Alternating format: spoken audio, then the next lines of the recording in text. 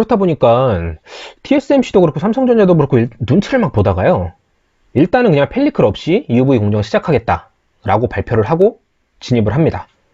그러니까 이거는 이제 펠리클이 없어도 충분히 이제 EUV 공정 돌릴 수 있다 뭐 이런 걸 의미하는 게 아니고, EUV 공정을 늦게 시작할수록 경쟁력에서 밀리는 거잖아요. 그렇기 때문에 이제 어쩔 수 없이 그 마스크 청소하는 거, 거기에 그냥 비용도 들고 시간도 들고 하지만 어쩔 수 없이 세정 쪽에다가 조금 더 효율을 높여서 일단 못 먹어도 고 하겠다, 그런 의미로 받아들이셔야 돼요. 근데 이 내용이 뜨고 나서 시장의 조정이랑 더불어서 주가가 좀 계속 빠졌어요. 지금까지 말씀드린 거에 대해서 숙지가 안 된 분들은 EUV 펠리클 없어도 진행할 수 있으니까 그냥 버리고 가나 보다, 큰일 났다, TSMC랑 삼성전자 두 군데서 다 그냥 펠리클 없어도 된다 이렇게 얘기하는 건가 보다 라고 생각을 해서 주가가 빠질 때 같이 던지신 분들 정말 많을 겁니다. 하지만 이거에 대해서 미리 공부가 되신 분들은 펠리클은 결국 없어서 지금 못 쓰는 거지, 나오기만 하면 쓸 수밖에 없는 그런 구조라는 걸 알고 계시기 때문에 뭐 조정이 나오면 너무 기분 좋게 그냥 받아 먹으면 되는 거죠. 그래서 저도 비중을 엄청나게 늘렸습니다. 그래서 어떤 구간이었냐면 요 한번 차트를 볼게요. 제가 이거 원래 조금 이따가 보여드리려고 했는데 이 구간이거든요. 요 위에 게 SNS 택이고 밑에 게 FST예요. 근데 FST 제가 요쯤에서 담아서 정말 행복했다고 말씀드렸죠. 뭐 날마다 올라요. 근데 조정이 뭐 이렇게 때려 맞고 하면서 그 삼성전자가 펠리클 없이 진입한다고 기사 나온 게 요때였거든요. 그리고 SNS 택은 요때 마침 또 삼성전자가 지분 투자한다고 나오면서 요 하루만 쫙 빼고 그리고 급등을 해서 지금까지 회복 못한 최고점을 달성을 했죠. 그 반대급부로 FST는 주가가 계속 빠졌습니다. 그래서 이때 저는 비중을 굉장히 크게 늘렸고, 이게 공부해서 준비된 사람과 그 본인의 판단이 맞다고 믿고 있는 그 신념이라고 할까요? 그런 게 있는 사람과 없는 사람의 차이가 여기서 갈리지 않았을까라고 생각을 하고, 그렇다고 뭐 제 자랑을 하는 건 절대 아니고요. 그냥 제 투자 방식이 아직까지는 그래도 유효하게 잘 다가왔다라는 말씀 드리려고 한 거예요. 그래서 일단은 SNS 택이 뭐 경쟁사인 건 아시잖아요. EUV 펠리클 관련해서. 그리고 또 다른 회사도 말씀을 드리면 ASML, 아까 말씀드린 그 ASML 홀딩스 있잖아요. 네덜란드 형님들. 그분들도 지금 개발을 하고 있어요. 근데 그분들은 개발하다가 중간에 일본의 그 미쓰이 화학이라는 데랑 이제 그쪽으로 관련 부서를 넘기면서 뭐 로열티를 받는다거나 이런 식으로 지금 하고 있어요. 그래서 제가 앞으로 말씀드릴 때는 미쓰이라고 말씀을 드릴 거예요. 어쨌든 그 경쟁사 SNS택은 어찌됐든 주가가 오르는데 FST는 계속 빠진 이유가 뭐였냐면요. SNS택은 삼성전자가 지분 투자를 그때 했기 때문에 설령 펠리클이 개발이 안 되더라도 어찌됐든 삼성전자가 계속 투자를 해서 끌고 갈 거다라는 시장의 기대가 있었고요.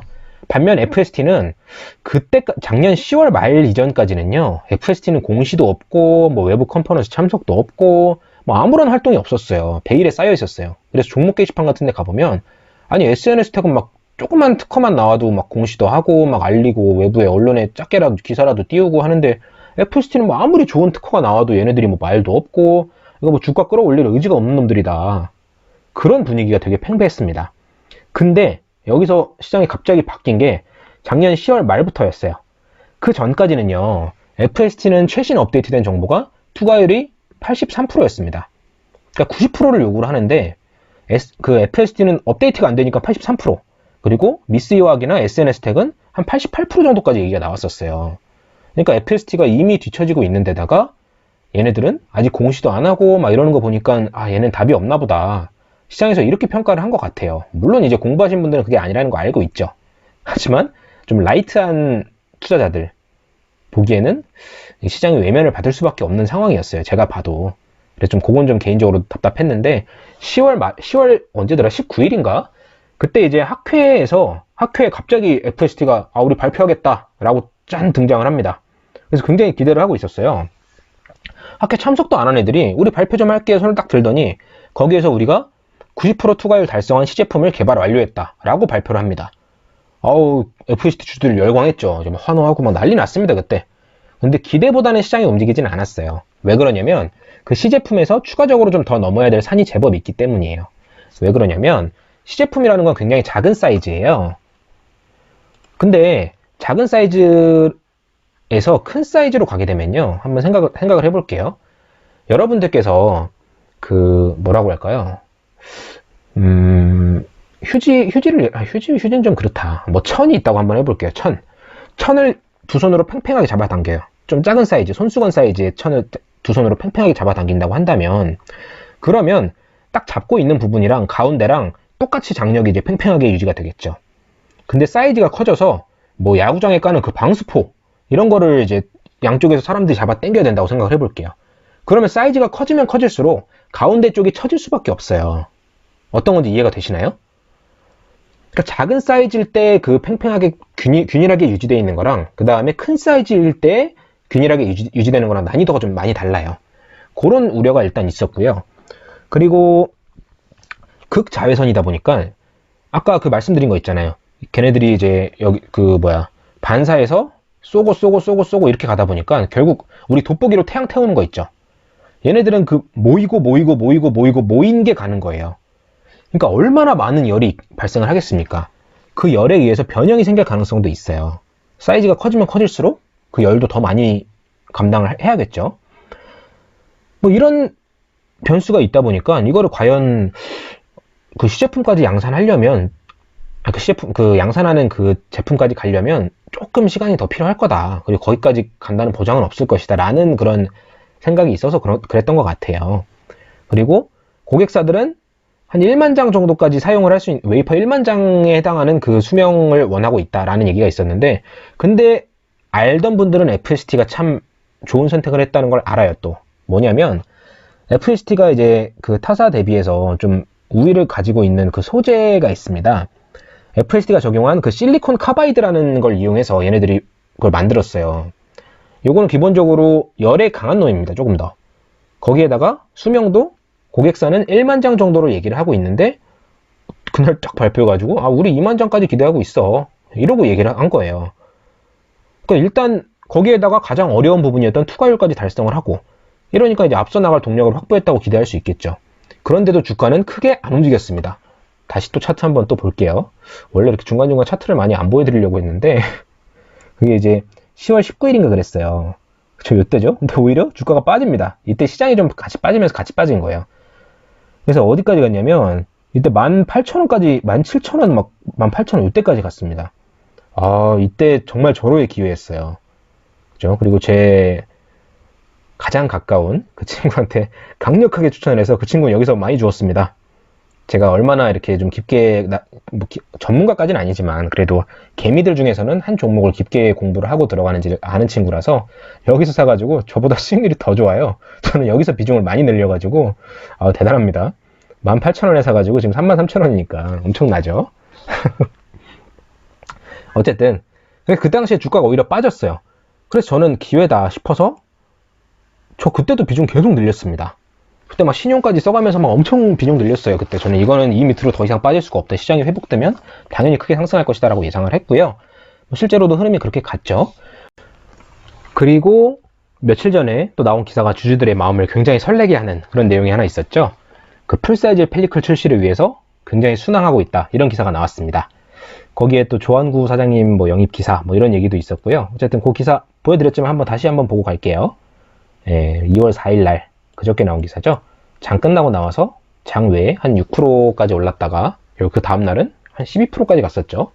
그리고 마지막에는 한 10% 정도 선에서 마무리가 됐는데, 어쨌든 양산 준비 착착, 핵심 인사, 영입 투자 어쩌고 되게 좋은 얘기만 있어요.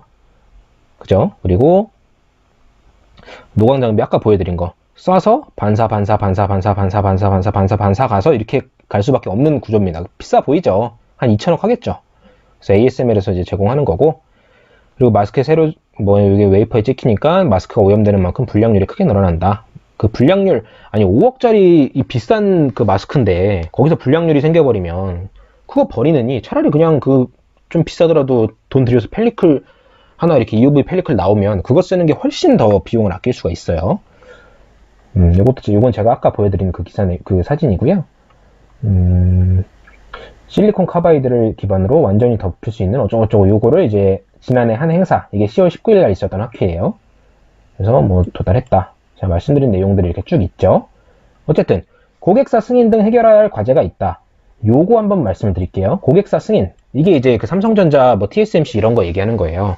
그래서 삼성전자가 요구하는 스펙을 제대로 통과했다 라는 승인을 받아야 공급을 하고 양산도 할 수 있고 하겠죠. 어찌됐든 얘기하던 거 계속 드리면요. 그 조한구 사장님 영입 내용이 이제 주주들의 마음을 되게 설레게 했어요. 그래서 요거 내용을 좀 간단하게 말씀을 다시 한번 드릴게요. 저도 이제 한번 찾아보니까 이분이 삼성전자에서 죄송합니다. 노광공정 관련 조직에 이제 상무로 재직을 하셨어요. 그러니까 임원으로 계셨던 분이죠. 그 다음에 또 이제 지난해까지는 ASML 코리아에서 마케팅 관련 그 부서의 부서장을 담당을 하셨어요. 거기서도 임원하신 거죠. 그리고 또 EUV 펠리클 관련해서 이제 뭐 세계적으로 좀 권위 있는 분 중에 한 분이 이제 한양대 안진호 교수님인데, 이분이랑 다수의 논문에서 함께 저자로 올라가 있는 걸 확인할 수가 있었습니다. 그러니까 물론 이제 제1저자 막 이런 건 아니라서 크게 비중이 있는 건 아니지만, 어쨌든 뭐 협업을 하든 뭐 관계가 있다는 건 충분히 파악을 할 수 있잖아요. 다른 거 다 차치하고 제가 주목한 부분은요, 결국 회사에서 FST에서 조한구 사장님한테 기대하는 거는 기술력뿐만 아니라 고객사 확보에 대한 부분일 겁니다. 뭐 임원들이 실무에 대한 이해도가 높다는 건 당연히 긍정적인 부분이죠. 하지만 이분들이 뭐 직접 실무를 처리하는 건 아니니까요. 결국에 이제 FST가 기대하는 거는 뭐냐면 최고 권위자랑 협업 이력도 있고, 삼성전자, ASML 코리아 뭐 이런데 임원 출신이면은 결국 고객사 확보하는데 이보다 더 큰 영향력이 있는 인물이 있을까 싶을 정도로 딱 부합하는 분입니다.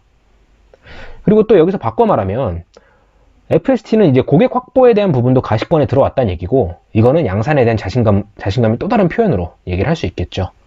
그래서 제가 이제 당시에 뭐 종목 토론 게시판에 뭐 왜 얘네들은 IR도 안 하고 아무것도 안 하고 뭐 기사도 안 내고 막 이러냐, 그럴 때마다 저도 한 줄씩 달았어요.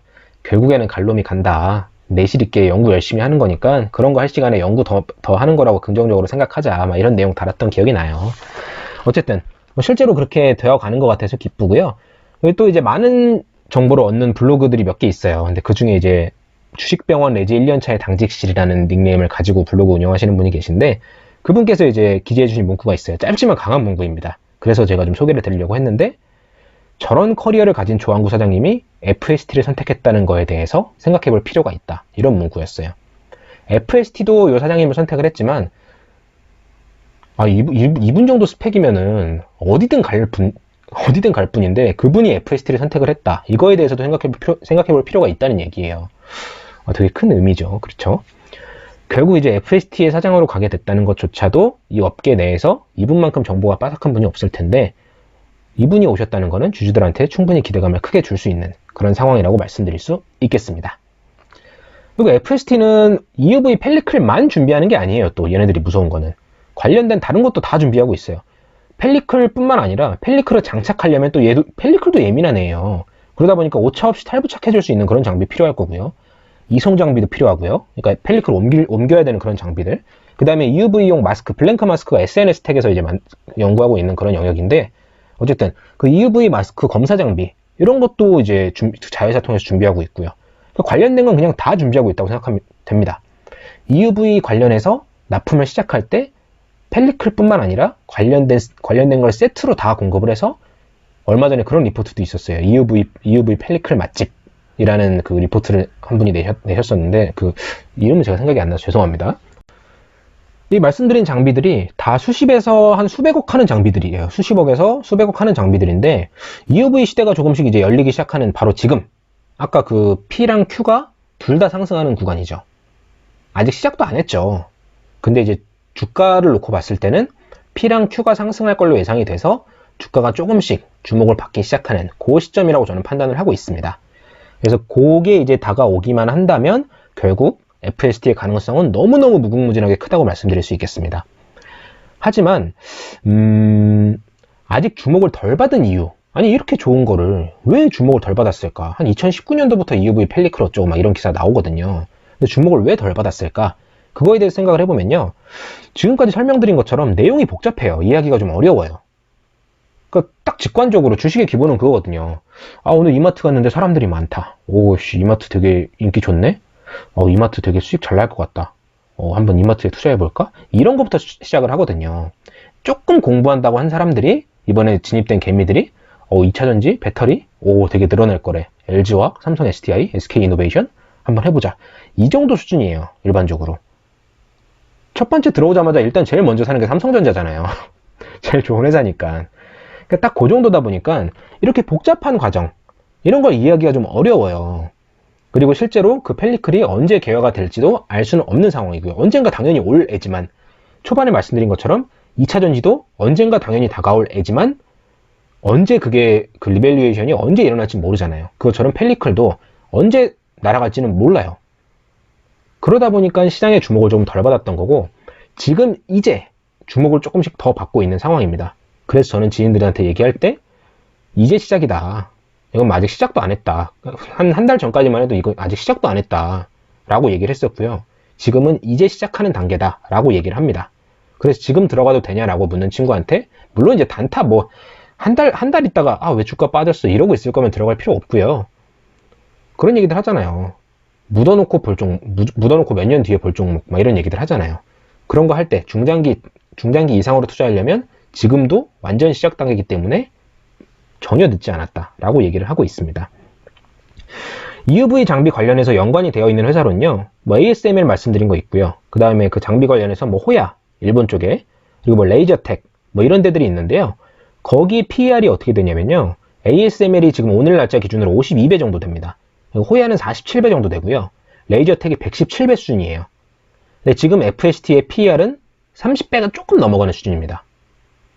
그러니까 지금도 뭐 전혀 고평가라고 얘기할 수 없는 상황이에요. 물론 이제 EUV 펠리클이라든지 이런 게 개발이 실패했다 이러면 이제 큰일 나죠. 근데 어쨌든 그 지금 PER 32배는요, ASML이 아까 52배라고 말씀드렸죠. 근데 얘네들은 EUV 노광 장비 독점 공급하고 있는 그 실적이 반영이 된 거 기준 52배예요. 근데 FST는 지금 그냥 DUV용 펠리클이랑 그 다음에 뭐 칠러 장비 막 이런 거 있어요. 다른 업종도 되게 좋아요. 잘합니다. 그런 거 실적만 가지고 32배인 거예요. 그러니까 EUV 펠리클 매출이 아직 들어가 있지도 않은 상황이기 때문에 전혀 높은 수준이 아닙니다.